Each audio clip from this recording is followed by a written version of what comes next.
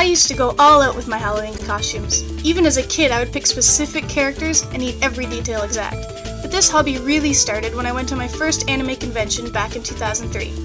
I'd commissioned a seamstress to make me a costume based off a Sailor Moon character.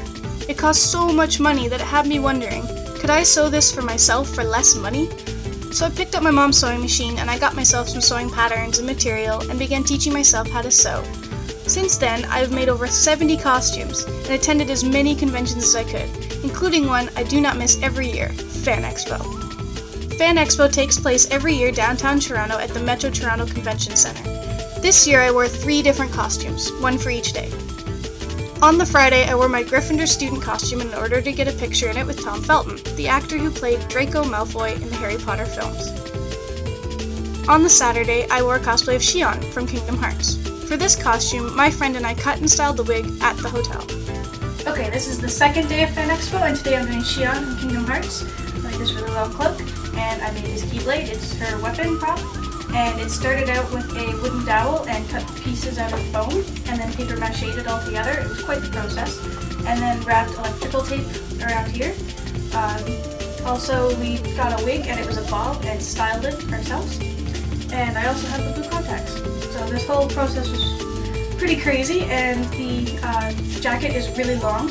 I had to shorten it and hem it. We could only do it so much as the zipper. So it's a little long still, but it should be good for her costume. After I started sewing this costume, the actress Hayden Panettiere was added to the guest list. She voiced that character, so I was really excited to meet her in this costume and get her to sign my prop.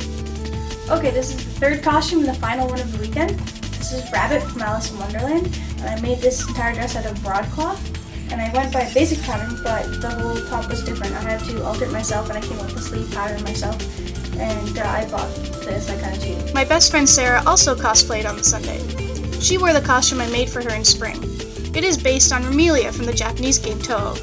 I cosplayed with her as the sister character Flandra back in May at Anime North. We even went on stage to compete in our costumes in front of over 1,400 people. Ever since we met 3 years ago, we've been cosplaying together and trying to win awards. Making costumes aren't just about sewing. It also involves making props, styling wigs, makeup, and even colored contacts. They're hard work, but getting compliments, pictures, and awards at conventions, and having fun in them, makes all the tedious work very worth it. I can't imagine ever stopping this hobby or fandom for anything in the world.